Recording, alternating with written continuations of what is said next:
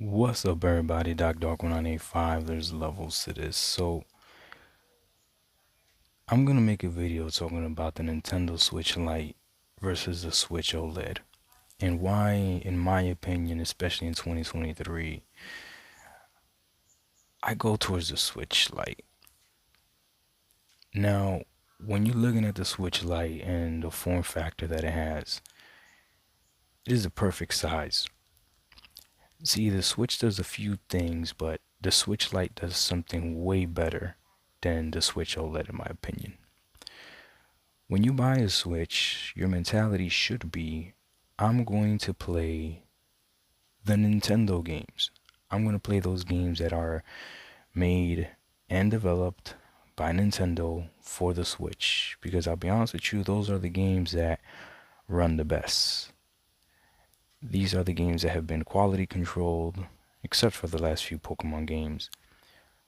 But if you decide that you want to go ahead and play a third-party game, something like this, on the Nintendo Switch, then don't be disappointed. That's all on you. Then we have this console here, the OLED. And the reason I decided to record this upside down is to let you know how I feel about the Switch OLED. It's an amazing console, but it's upside down to me. They fixed the screen on something that doesn't do handheld as well as the Lite does, which is interesting to me. So if you have a Switch OLED, and I'm sure you've seen plenty of videos of people saying it, as soon as you dock the Switch OLED, you take away the whole point of it.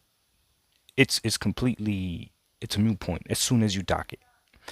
It only works when you take it out of the dock. This is my son's Switch, the gray one.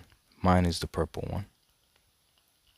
Now let me go ahead and get ready to fix this the lighting issue on this console here, because as you can see, the orange looked like it was being blown out because I had the brightness all the way up. Now don't get me wrong, the Switch OLED screen is beautiful. There's just no question about it.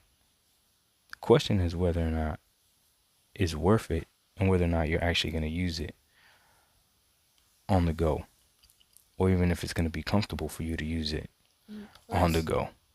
Plus, the Nintendo Lite is really So comfortable. now I have Juju sit down and I tell him to grab it. As he grabs the Nintendo Switch, I'm asking him, does it feel comfortable in your hand? And he's telling me yes. He says, yes, the Nintendo Switch Lite feels very comfortable in his hand. Then I ask him to go ahead and grab the Switch OLED.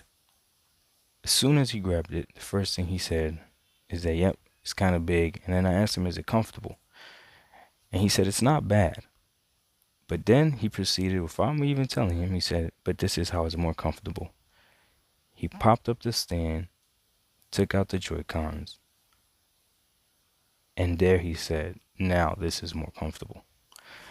Now, even though this is a cool feature to be able to tabletop the Switch, understand that this automatically limits where exactly you can play this.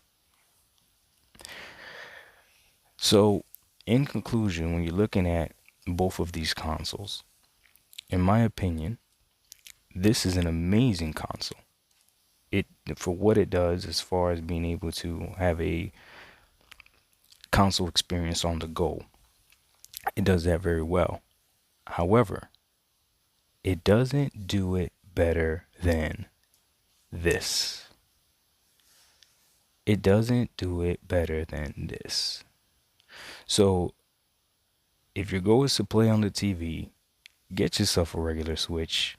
The OLED screen, I'm sure, yes, it's a difference, but it's not that big of a difference. But in 2023, the Switch Lite should be the console you should get, because there's rumors out there of another Switch coming out that's going to replace this OLED. And if those rumors are true, you're going to feel kind of weird that you just got yourself an OLED. We out.